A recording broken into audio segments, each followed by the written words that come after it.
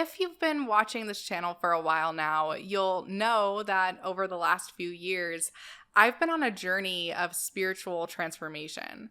I grew up immersed in the world of evangelical mission work, but left the Christian church in my early to mid-20s. For a while, I identified as an agnostic atheist and distanced myself from religion as a whole. Now, after learning more about religion and spirituality, I've once again renegotiated my relationship to religion and now identify as a non-theistic Satanist. How did I get here? How did I become Satanized?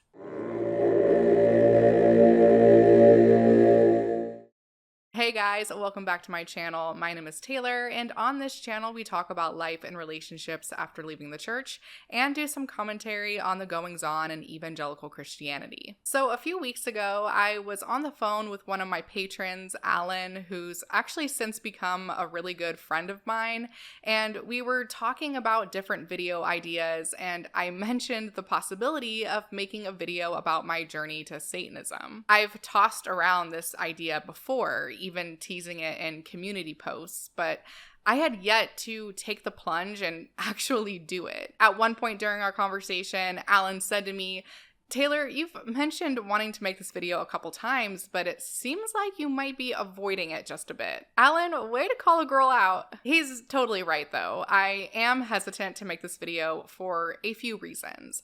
Firstly, I'm honestly still learning about what Satanism means to me.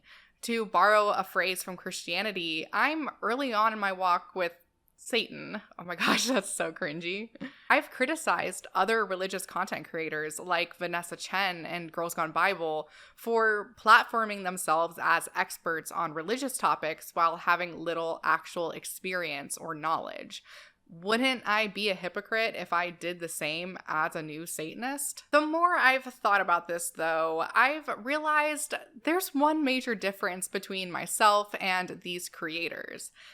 I don't care if my viewers become Satanists, whereas Vanessa, Angela, and Ari are actively trying to convert people to their belief system despite their inexperience and lack of education.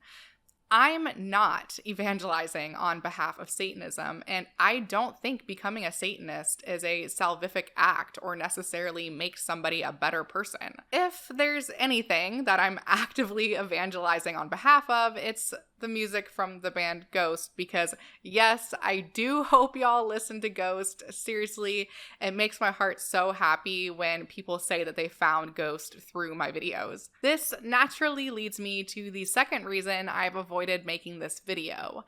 I don't want to prop myself up as some religious leader to be followed. Guys, I'm just a random person on the internet who sometimes might get stuff right, but probably just as often gets stuff wrong. While I might know more about Satanism than the average Joe simply because it's a special interest of mine, there's nothing special about me that makes me worth listening to over other people. I can only speak from my experience, and I don't claim any authority in this arena.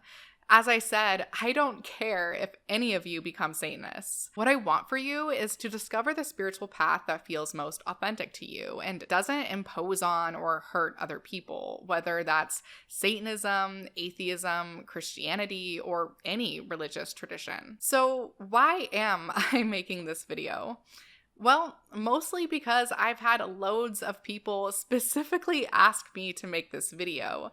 You guys have shown a huge interest in this topic, and I'm very humbled that you feel like I can somewhat represent Satanism as a practitioner. Also, modern Satanism is often misunderstood by the public as either devil worship or, as comedian William Banks put it, an ironic form of atheism aimed at antagonizing the Christian church. Well, Satanism is not a religion, it's an ironic, detached clause of atheism. People who are ironically an atheist are stuck like a 17-year-old who doesn't know how to think for himself.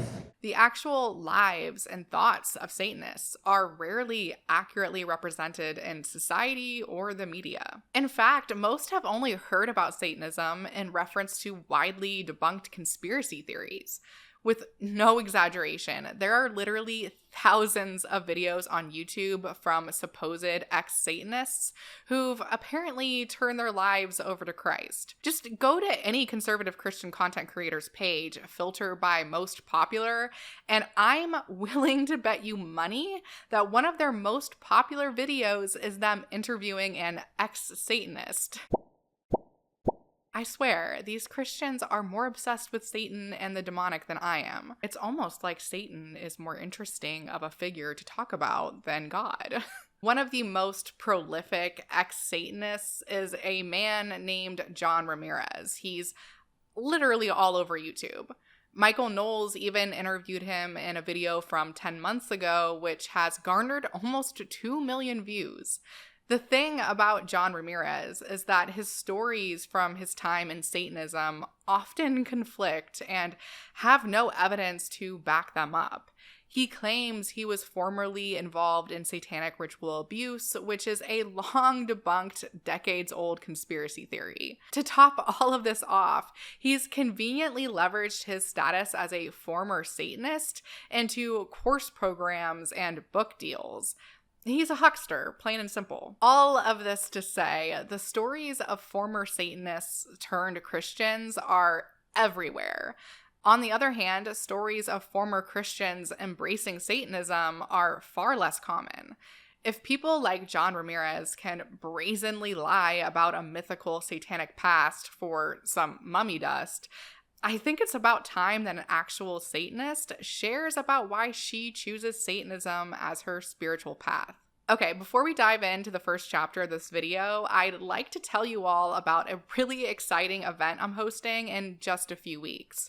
On September 9th, the AHA and I are holding an online discussion on Black humanism with Dr. Anthony Pinn from Rice University. Dr. Pinn and I will discuss the history of Black humanism and how Black non-believers find meaning in their secular communities. If you're a humanist or just interested in humanism, this is a super important and relevant topic for you to get informed on. You can sign up for this event for as little as $1, so you really have no excuse not to join us. And if you can't make it on September 9th, the talk will be recorded and emailed to everybody. And a link to the Eventbrite will be down in the description. All right, so what is Satanism anyway?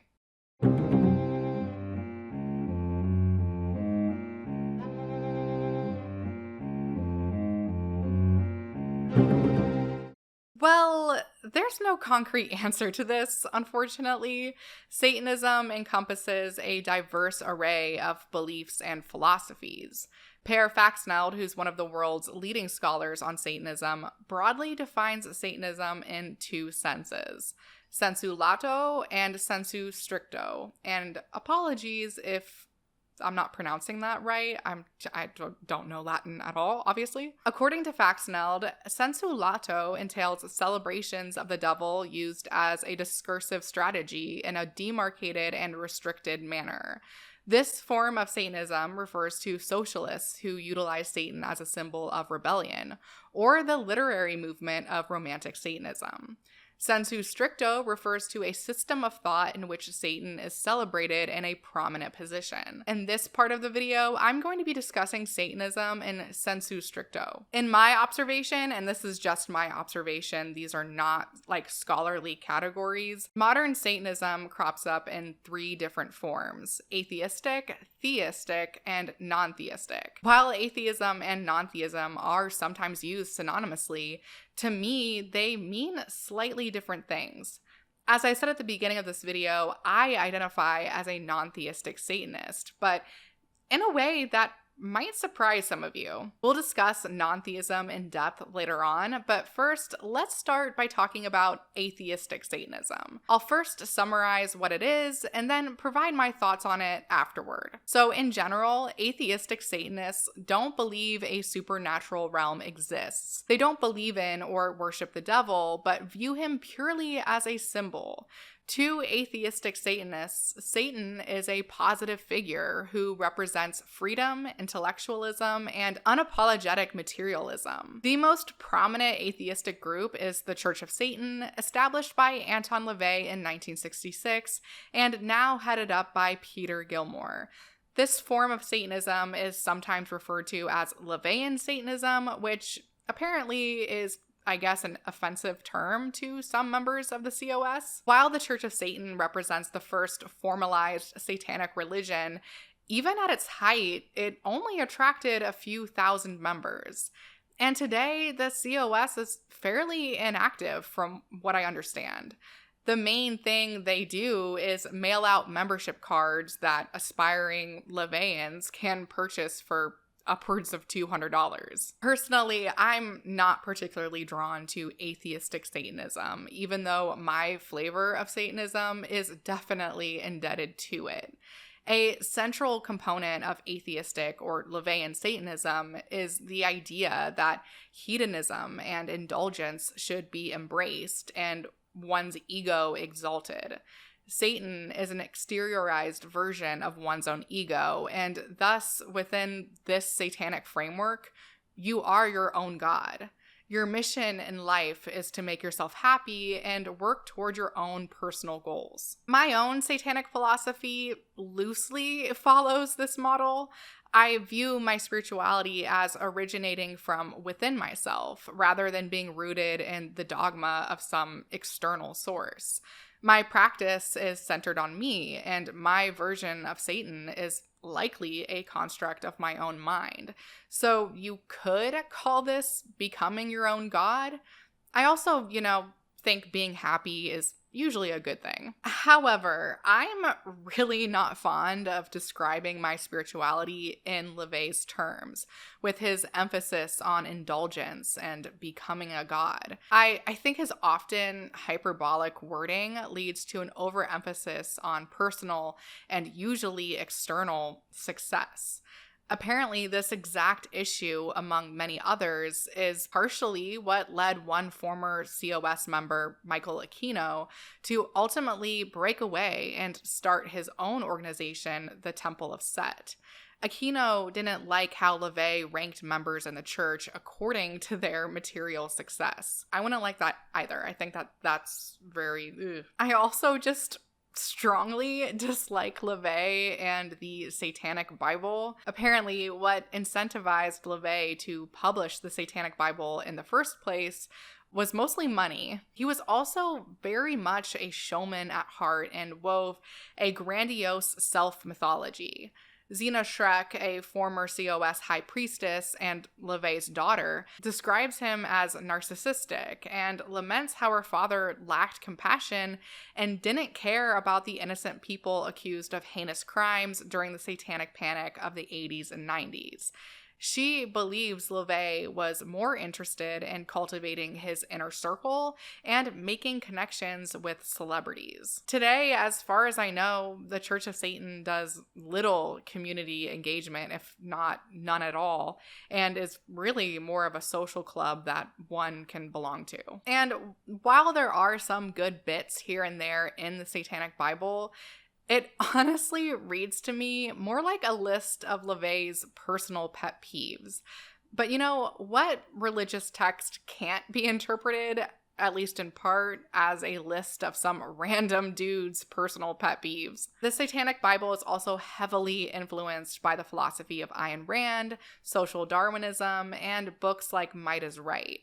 As I understand, LaVey really resonated with the writings of Redbeard, and this influence led to his satanic philosophy taking a very elitist and steamroller-like tone. And here are some other things that I really don't like about the Satanic Bible. It's demeaning of theists, who LaVey refers to as religionists, and LaVey views things like hope and prayer as completely pointless things to cling to, which I really disagree with. There's also a bizarre fixation on taking revenge. He even writes in the Book of Satan, which comprises one chapter of the Satanic Bible, that if a man smite you on the cheek, smash him on the other. Smash him hip and thigh, for self-preservation is the highest law.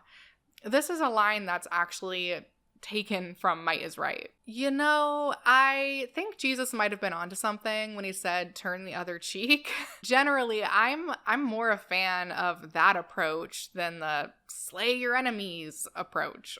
I'm also not a fan of LaVey's concept of lesser magic, and it often comes with a misogynistic tone as he describes beautiful women using their looks to seduce and manipulate a lover.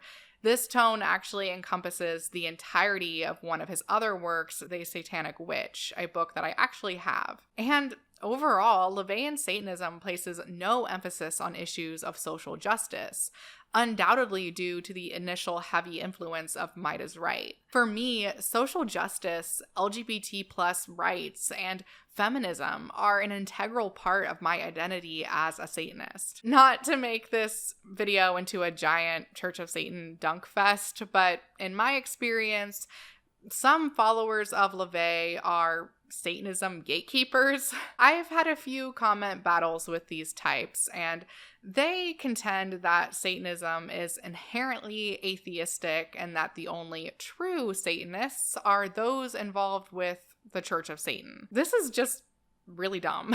Religion doesn't exist in a vacuum. It constantly morphs and changes in response to external pressures and as new people join.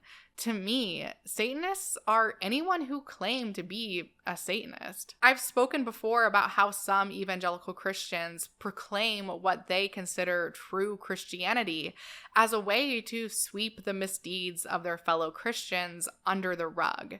They'll say things like, well, that youth pastor who essayed children wasn't a true Christian because a true Christian would never do something like that. I think that this gets us nowhere. It doesn't address the problem, and instead it just moves the problem somewhere else so we don't have to deal with it.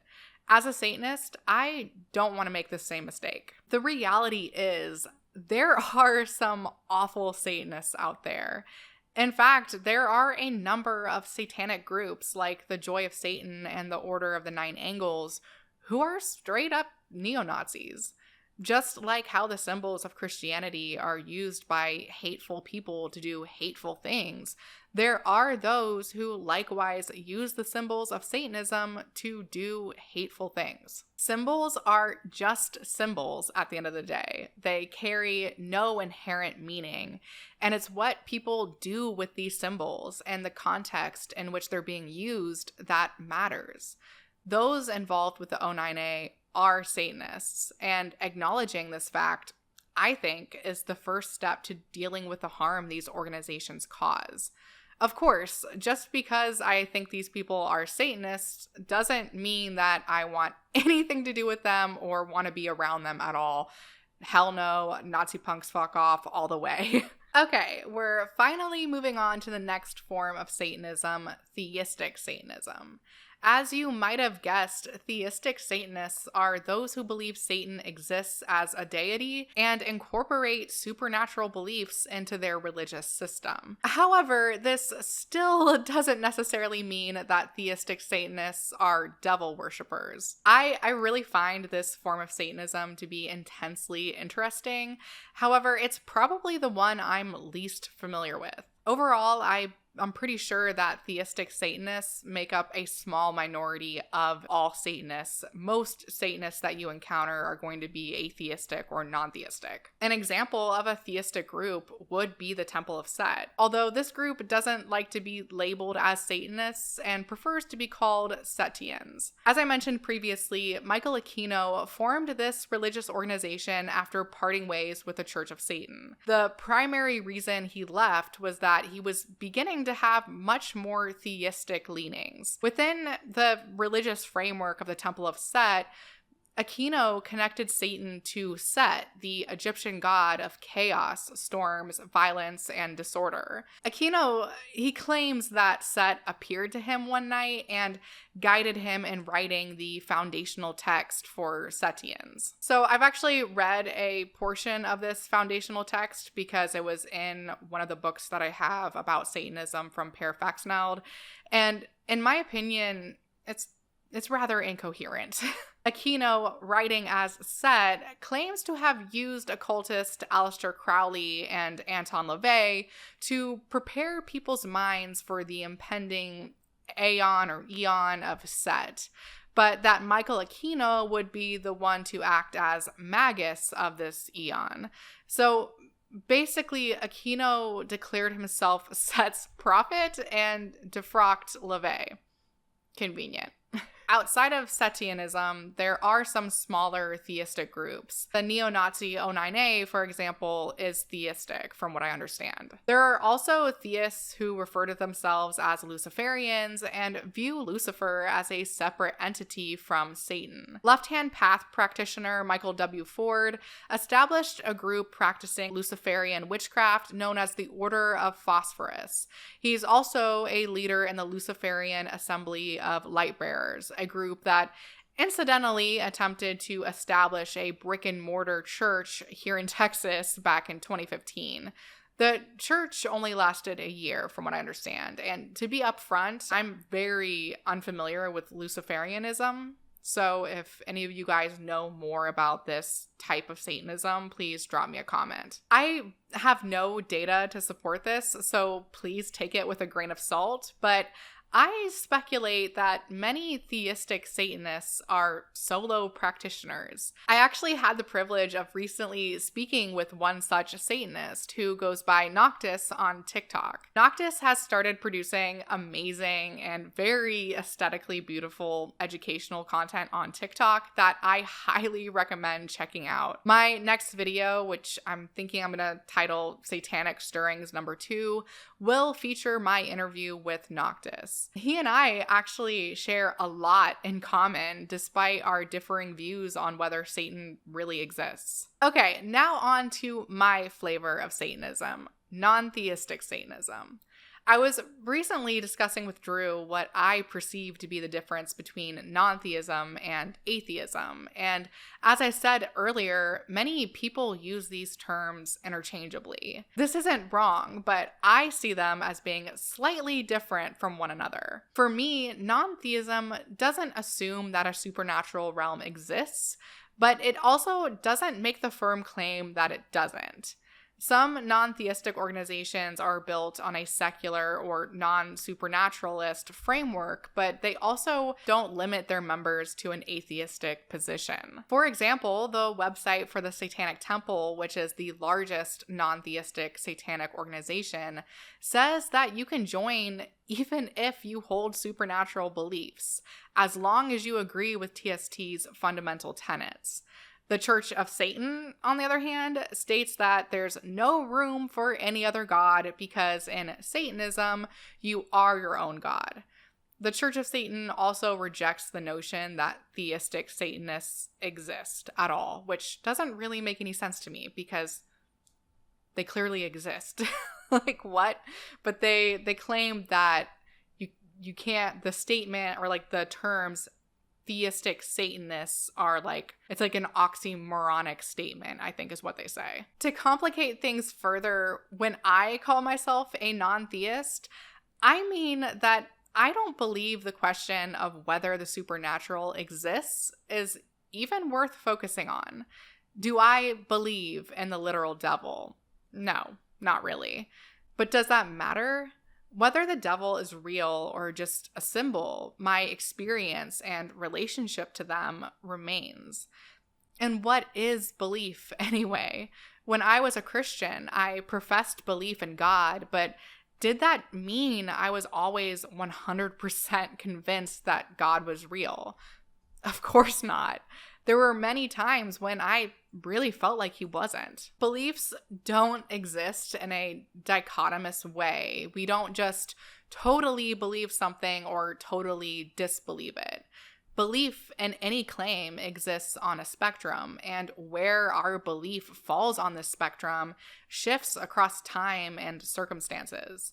As my friend Alan told me recently, thinking about belief in a way that's a little fuzzier can also be helpful for those deconstructing their faith. He said it allows them to do what feels right while still keeping an open and skeptical mind. Building on that thought, it's really interesting to me that we shape many of our communities and our identities around the question, do you believe in God? Even though the answer is rarely straightforward. I find non-theistic a useful label in that it highlights the fluidity of belief while also not making positive claims about the supernatural. All of this being said, while I'm not a member, the values underlying my Satanism are closely aligned with those promoted by the Satanic Temple. My introduction to Satanism actually began with TST, largely due to Drew's work on his channel with Dr. Joseph Laycock. So the Satanic Temple was founded by Lucian Greaves and Malcolm Jerry. In 2012, Jerry had an idea to theatrically protest a Florida bill that, despite its seemingly neutral wording, was basically designed to push Christianity in public schools. Jerry, Greaves, and others then formed the beginnings of what eventually became the Satanic Temple and held a rally in which they praised then Governor Rick Scott for allowing them to spread their satanic message in schools. This model of theatrical protest is now a component of some of TST's political actions, including their attempt to place a sculpture of Baphomet at the Oklahoma State Capitol and TST's after-school Satan clubs. They also advocate for religious pluralism, reproductive rights, and TST chapters are actively engaged in community outreach. TST has become the largest satanic organization ever, far outpacing membership in the Church of Satan. TST also has a counter mythology that underpins their religion. This counter-mythology is taken from the literary current of Romantic Satanism, in which Satan is reinterpreted as a relatable character or as a rebel against tyranny. While TST doesn't adhere to any scripture, the 1914 novel Revolt of the Angels by Anatole France is a super important book to many members. In the novel, an angel named Arcady plots to overthrow Yaldabaoth, a lesser god who lords over using fear. Arcady forms a great army and asks Lucifer to lead them in battle. Lucifer ultimately decides not to help them and says God conquered will become Satan, and Satan conquering will become God. Yep, Lucifer is a Marxist woke king, guys. At the core of TST is their 7 fundamental tenets, and this leads me to the next chapter of this video, why Satanism? Wouldst thou like to live deliciously? Yes.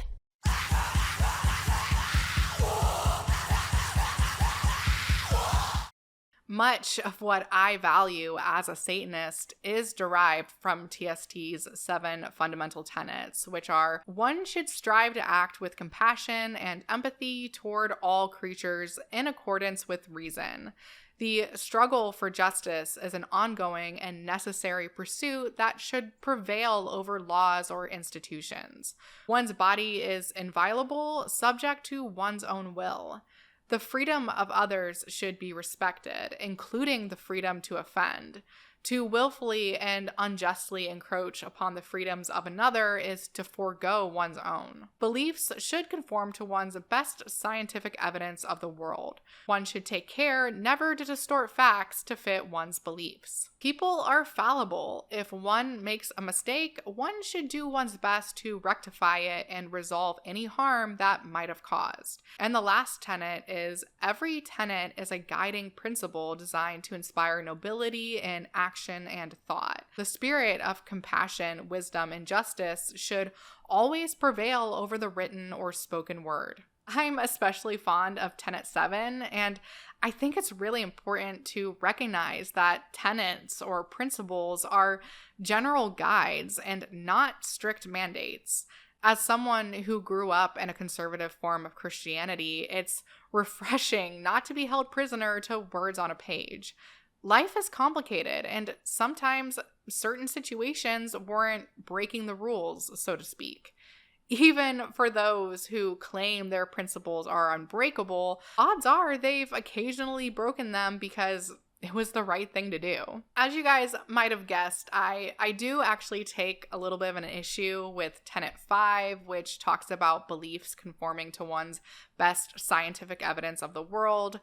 I don't think it's a bad tenet, but as I mentioned previously, beliefs don't exist in a dichotomous way. I don't think that you can always choose what you believe or don't believe.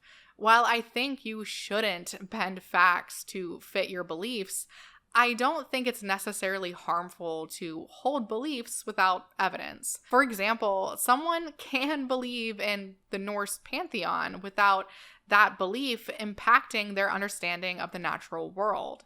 At any rate, Tenet 5 is just a guiding principle, and I think my amendment to it is out of the spirit of compassion, wisdom, and justice. Around the time I started learning about TSD, I also stumbled upon a little rock band named Ghost. Did you guys know that I'm a huge Ghost fan? What? You already knew? It's not like I take every opportunity to shoehorn them into one of my videos. In all seriousness, in this video, I'm more than shoehorning them in because Ghost actually plays a significant role in my satanic spirituality. I consider Ghost rituals, which are what they call their concerts, to be my holy days. So last week I attended a ritual here in Austin, and I spent the entire day leading up to the show doing spell work and reflecting. I view the show itself as an opportunity to celebrate my journey toward becoming my authentic self as I'm fully immersed in something that I love. Isn't that what holy days should look like? Sometimes I really lament the fact that my younger self experienced religious service as a time to be mentally flogged and told that I'm like dirty rags. Okay, so you might be thinking, is Ghost really a part of your spirituality? Do you like worship the band or something? No, of course, I don't worship the band. But the band's overall message and its use of religious inversion as a form of social commentary are things that I incorporate into my Satanism. If you're new to this channel and haven't heard me talk about them before, Ghost is a theatrical satanic rock band founded by Tobias Forge.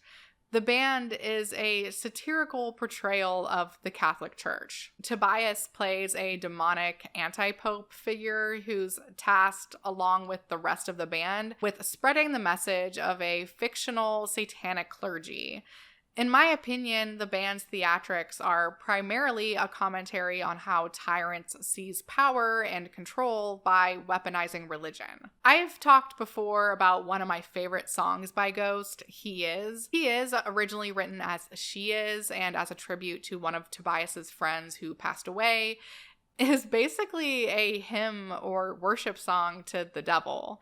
I'm fairly certain it contains references to Milton's Paradise Lost, which, what satanic stuff doesn't have references to Milton's Paradise Lost, and was likely inspired by a poem by occultist Aleister Crowley titled Hymn to Lucifer. In the music video for He Is, Papa 3 is dressed up like a Jim Jones-esque preacher, baptizing parishioners and collecting their money. I love this song because to me, it's both a source of strength and a warning.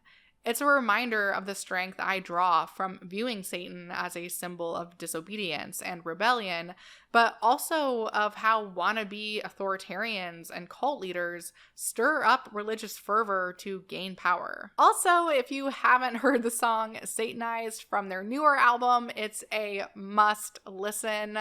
In my opinion, it's the perfect religious deconstruction anthem with lyrics like, "I've invested my prayers into making me whole," and "I've begged God for the remedy, but I'm no longer sure." I actually it wasn't really, I didn't really sneak them in. It was pretty obvious, but I put lyrics to Satanized into a recent article I wrote for American Atheist. Like I said, I shoehorn Ghost in wherever I can. I don't think most people mind, especially considering that many people I've spoken to also find Ghost cathartic and helpful in their own deconstruction journey. While Tobias has never said he's a Satanist beyond mentioning dabbling in Satanism as a child, he's spoken publicly about his admiration for the pop cultural Satan. To him, this Satan is a guide or mentor figure, symbolizing rock and roll, freedom, and humor. He says they've always been a faithful companion to him. This version of Satan, which he refers to as the pop cultural Satan, resonates with me, since even as a missionary kid, I was always drawn to metal music and horror, artistic genres traditionally rich in satanic imagery. As a teenager, I would regularly host horror movie nights where only the bravest of my fellow MKs would join.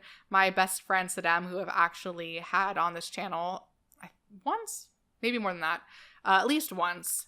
I would always drag her along, even though she's not super big into horror movies. We'd watch early 2000s horror staples like Quarantine, Final Destination, and Paranormal Activity. Though paranormal or like demonic horror scared me most, it was also the subgenre of horror that I was most drawn to for some reason. It really scared me because in my young Christian mind, I thought demonic attacks are real and could actually happen to me. You know, young Taylor, you're more likely to be sliced to bits by a chainsaw than possessed by a demon. Just saying. I don't know why I felt like demonic horror movies were like more real or more likely to happen. Believe it or not, I was also kind of rebellious as a child. Not in a doing drugs kind of way, but more in a questioning the status quo kind of way. In Christian apologetics class, my Bible teacher assigned us an essay on whether gay marriage should be legal in the US. Don't ask me why he was allowed to assign us that assignment. Looking back on that, that's wild. Of course, this was a Christian school, a missionary school that I went to, and he wanted us to argue that since the US was founded as a Christian nation, gay marriage shouldn't be legal. One other student and myself were the only ones to argue that it should be legal on the grounds of religious freedom.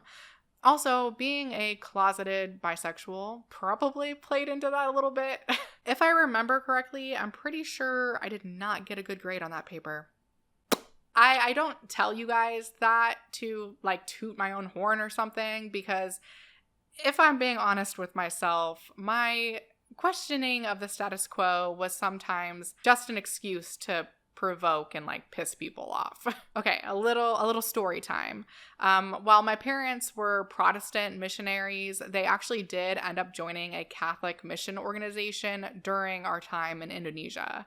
Their reasons for this were numerous, and I'm not going to like delve into that in this video. This did cause something of a stir in our mostly Protestant mission community, because to a lot of Protestants, Catholicism is heretical or even demonic. To get under people's skin, I started showing up to our mission school wearing a rosary, and not just any rosary. I had a glow-in-the-dark rosary. Since I was never Catholic, this was probably super inappropriate, and I maybe could be considered cultural appropriation, but Little asshole me, did not care. All of this to say, when Tobias describes Satan as a faithful companion, I deeply relate. I feel it in my bones. Satan, the rebel, and Satanism were always present forces in my life, even when I lacked the words to describe them. So to me, the label Satanist comes pretty naturally. As I recently described to one of my friends, Satanism is more than just a spirituality that I'm trying on like a pair of clothes. Satanism is a direct reflection of my personality, interests, and values. For better or worse, throughout my life, I've often found myself playing an adversarial role, much like the angelic accuser of the Old Testament. And I don't say this to elevate myself to a divine being, but rather to simply draw a parallel between my experience and biblical mythology. So, what does Satanism do for me exactly? Well, for one, it allows me to revise a biblical story to align with my values. While most Christians interpret the fall in Genesis as a tragedy, I interpret it in a romantic sense and as the beginning of humanity's awakening. Not that I have to tell you guys, but in the story, God told Adam and Eve not to eat the fruit from a certain tree or else they'd die. The serpent, whose wasn't originally meant to be Satan, but was interpreted later as Satan, told Eve that that's not true and that eating from the tree would actually open her eyes. Then Eve, understanding that the fruit would not only satisfy her hunger, but also bring her wisdom, made the really brave decision to eat from the tree. And just as Satan told her, she didn't die. God actually lied about that. So to me, the fall is actually a feminist tale of a woman actualizing her power against a tyrant with Satan as her helper. Similar to the Greek story of Prometheus, the serpent, or Satan, helped Eve access knowledge despite knowing that he'd be cast down from heaven as a result.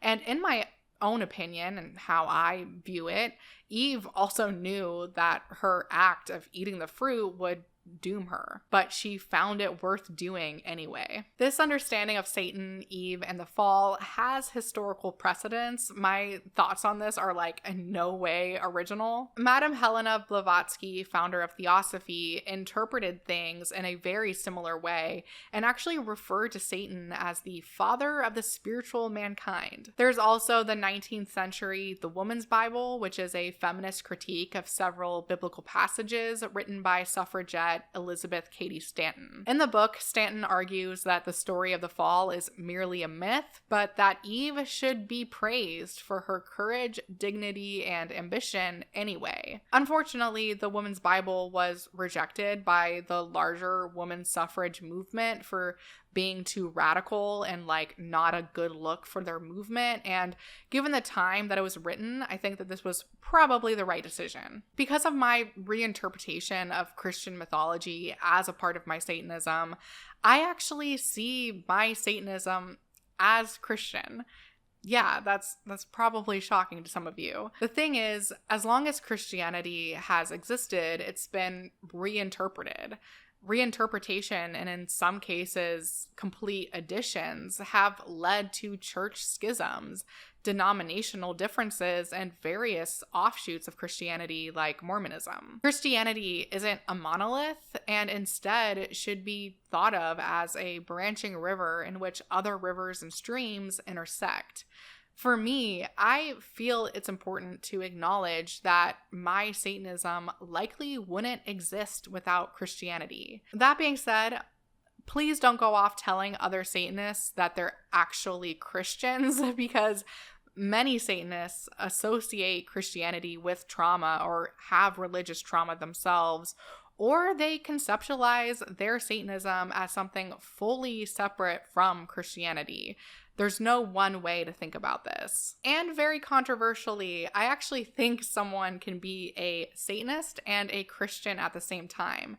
I think that there are values that someone could derive from the figure of Satan, and there's also values that someone could derive from the figure of Jesus, and these things don't necessarily have to conflict. Okay, so what else does Satanism do for me? Well, as a queer woman, I've heard more than a few times that I'm falling for the devil's schemes. Just go to any LGBTQ plus event and you're bound to see some evangelical protesters holding signs that say, Satan rules over the children of pride. And every June, without fail, the conservative Christian moms of Facebook circulate the infamous meme that highlights the word demon in Pride Month. I'm still friends with a lot of conservative Christians on Facebook, so every June I see that meme. While I do have the privilege of being in a straight passing relationship, for me there's not really any hiding my queer identity. Apparently, to the apologist bros on YouTube, even my septum ring gives it away and is also a sign of my satanic allegiance. Yay, septum ring theory.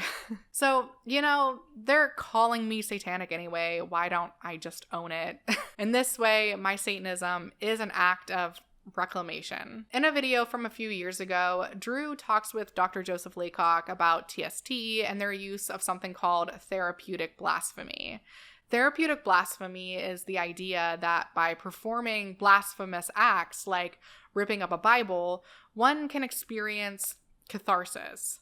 This form of therapy is said to help process and shed religious indoctrination. When Drew and I attended SatanCon as press in 2023, we witnessed therapeutic blasphemy firsthand when a former TST leader opened the conference by tearing up a Bible and a thin blue line flag while yelling, "Hail Satan." As you guys can imagine, this outraged many Christians and made SatanCon front page news. There were also so many protesters at SatanCon, and the funniest thing is that they all came from different denominations of Christianity, and instead of arguing or fighting with the Satanists, most of them were just arguing with each other. While I'm not particularly drawn to ripping up a Bible, I do employ therapeutic blasphemy in my satanic practice. My tattoos, my Baphomet chest piece, and my Papa 4, other arm. No, that's the right one. My Papa 4 tattoo on the Devil Tarot card are arguably forms of therapeutic blasphemy. Yelling "Hail Satan" at the top of my lungs during year 0 at a ghost ritual is therapeutic blasphemy. My YouTube channel, where I often publicly criticize evangelical pastors and content creators, is a form of therapeutic blasphemy. I will admit, my blasphemy, it is often public. By visibly taking an unpopular position, I hope that I can empower others to feel unafraid to do the same if they want to, whether that's publicly or privately. So I've had a few atheist commenters criticize my decision to publicly call myself a Satanist. They've said this label just confirms Christians' fears about non-believers and plays into their narrative of good versus evil. While I do understand this perspective, I get it, couldn't you make the same argument about taking up the label of atheist? When Drew first came out as an atheist, family members pleaded with him not to publicly identify that way. They said people, and by people they meant other Christians, won't understand and will just view him negatively because of it. Within most conservative Christian circles, and I can say this because I grew up in conservative Christianity, atheists are believed to be in league with the devil. Here's the thing, guys. Unless you completely conform to conservative Christian norms, you will be called satanic. Even before I adopted Satanism, the apologist bros on YouTube called me a Satanist simply because one time I wore a Blackcraft shirt and a septum ring in a video. Like, Blackcraft is just a store in Salem. Like, they do have a pentagram as their logo, but like, You can wear blackcraft and not be a Satanist. There really is no winning. You run the risk of aligning yourself with Satan by exhibiting any amount of self-expression. I've also had commenters tell me I'm just going through a late onset angsty teenager phase and that I'll eventually grow out of this. They say I'm just doing what my parents told me not to do for the sake of it. If you've made it to this point in the video, I don't think that I have to explain that my reasons for being a Satanist are deeper than simple rebellion. Who knows? Maybe one day I will shed the Satanist label. I'm not attached to the label itself. What matters to me are the values that I think it represents. At any rate, I also think it's silly that once you become an adult, you're suddenly not allowed to have any phases. In my opinion, this is just capitalist propaganda aimed at getting people to devote more time to the machine instead of spending time exploring their interests and starting new hobbies or going through different phases of life. But that's a whole other rant for another day. So if both atheist and Satanist are outsider labels, why choose to identify as a Satanist? Well, firstly, as I've explained, the Satanist label feels a better reflection of my personality, values, and interests. Secondly, after years in atheist circles, I've found that my concerns about social justice and feminism aren't always sufficiently prioritized there. This isn't to say they never prioritize this, but I found that the atheist community, and especially the atheist community online, tends to focus more on philosophical arguments rather than issues of social justice. This is why I'll sometimes refer to myself as a satanic humanist or a satanic feminist, labels that I feel highlight my position relative to equity, justice, and community. And thirdly, since my flavor of Satanism comes with reinterpreted Christian mythology, I find it easier to incorporate ritual practice into my spirituality. And this leads me to the last chapter of this video. What is my spiritual practice?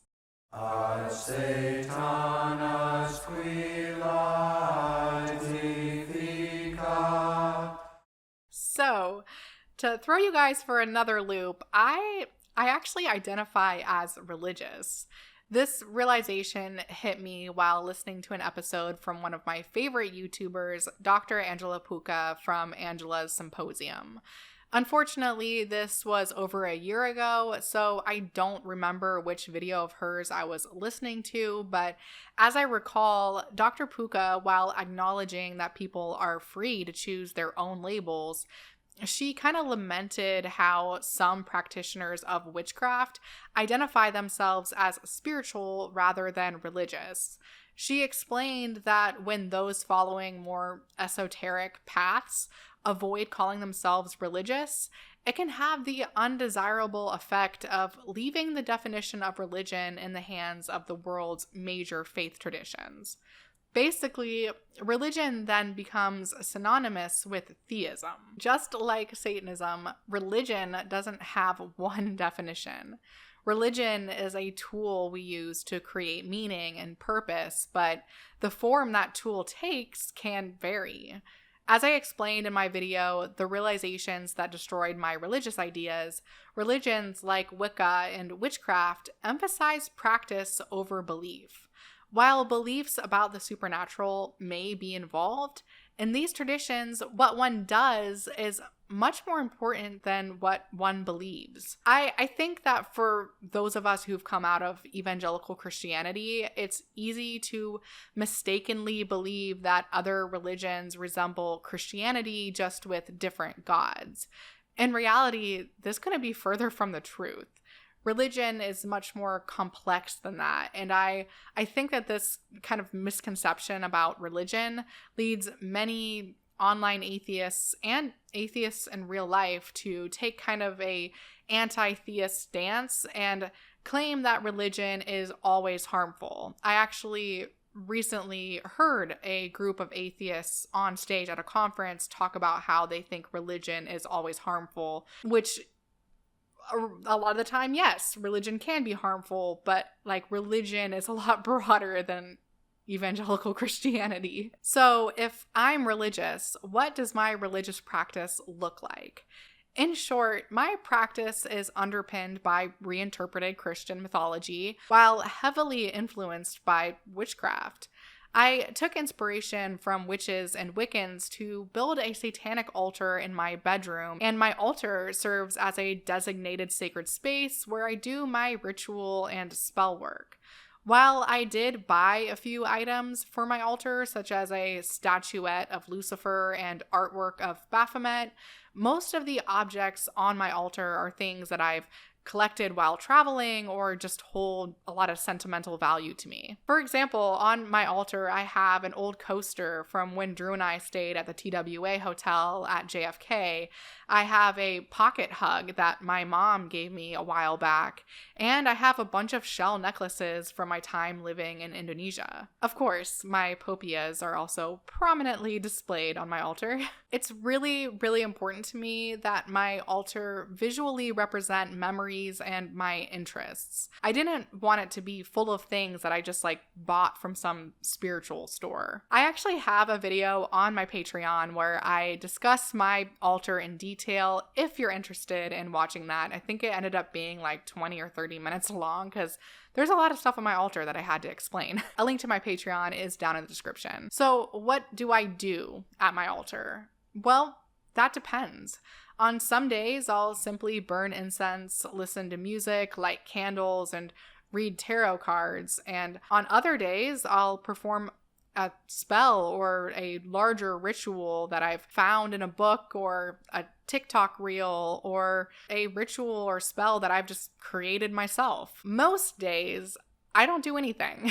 And that's okay. Since I grew up in a strict form of Christianity, it's important to me that my current spiritual path be as shame-free as it can be.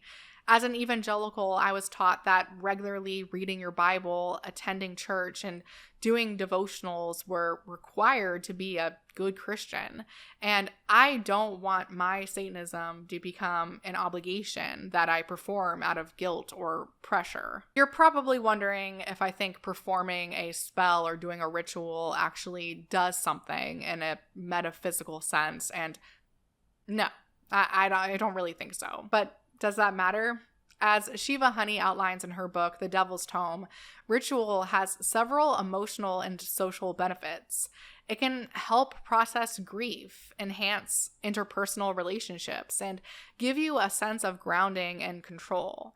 A few years ago, when I was going through a really difficult time with my mental and physical health, Drew actually came up with a small daily ritual for us to do based on the lyrics from one of my favorite ghost songs, which, okay, every ghost song is one of my favorite ghost songs. The song is called Per Aspera ad Inferi, and we'd recite several lines from the song together and then run up this big hill and then recite more lines. And this small ritual helped me get through each day and gave me some semblance of control.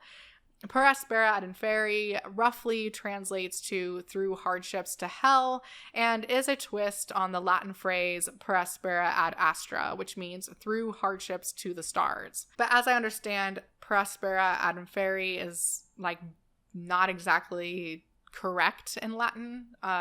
Tobias is not so good with using Latin, but he likes to incorporate it a lot into his songs. Recently, I was listening to one of my other favorite YouTubers, Savannah Marie, talk about experiencing trauma surrounding the death of an MLM coach named Jesse Lee Ward. Although Savannah publicly criticized Jesse Lee in many of her videos, and I actually have some videos criticizing Jesse as well, her sudden death from cancer really affected Savannah. Savannah said nobody deserves such a horrible death, MLM leader or not, and I definitely agree with Savannah there. Despite being an atheist, Savannah said that after Jesse died, she would sometimes speak to her as if her spirit could listen. And I kind of love this, and I believe this was probably emotionally healthy for Savannah and helped her process her grief surrounding this situation. Sometimes we need to just act out talking to spirits or deities, even if we don't necessarily believe that they're actually there listening. I don't believe atheism requires rejecting all forms of spirituality, and anyone who tells you that you're better off without silly superstitions, they just don't actually understand what religion is. As I said earlier in this video, most Satanists, even theistic Satanists, don't worship Satan. Instead, some Satanists borrow from the pagan practice of deity work. They see their relationship with Satan as a partnership rather than one of subservience. So they'll say that they're working with Satan or working with Lucifer. While I'm a non-theistic Satanist, I also view my relationship to Satan as kind of a partnership. Satan, whom I'll refer to a lot of the time using they, them pronouns, is more akin to a guide or a mentor, just as Tobias Forge describes. This deity work comes along with the concept of offerings, and for me, offerings aren't done out of obligation or to appease some god. Instead, offerings are an opportunity for me to enchant everyday life. For example, if I find a pretty flower on the ground while I'm on a walk, I might place it on my altar as an offering. When I went on a trip to Northern California last year, one of my friends gave me a really beautiful seashell that she found, and when I got home, I placed it on my altar as an offering. For me, offerings serve as a powerful visual reminder of my connection to nature and the people I love, and I like the term offerings for some reason that really resonates with me, and I probably have been influenced a lot because I watch a lot of pagan or witchy TikTok, so that's probably where I got that term from. Since Lucifer is associated in Christian and occult mythology with knowledge and light, I also see learning as a form of offering. So for me, I'm making an offering to Satan whenever I invest in my education, explore new topics or hobbies, or just generally expand my horizons. This isn't to say that my accomplishments are owed to some external force, but rather Satan simply symbolizes my own effort, hard work, and creativity. This video itself is kind of an offering, and it represents years of learning that I've devoted to this topic. You guys might not be super aware of this just because I don't share about Satanism super often on my channel, but this is conclusions that I've drawn after several years of learning and growing. So here's to many more years of learning and growing and healing, and I hope all of you found this video informative, and until my next episode of Satanic Stirrings, which I'm pretty sure is what I'm calling this series on my channel where I talk about Satanism, but until then, hail Satan. Thank you guys so much for watching, and a huge thank you to my patrons who helped make this video possible, and a huge shout out to Alan, who actually helped me a lot and gave me a lot of feedback on this video, so thank you. If you like this video, please be sure to subscribe and ring the bell. If you'd like to follow me on social media, my Instagram is Taylor_the_Antibot, and I actually did recently have one of my reels on Instagram go viral. It has over 1 million views.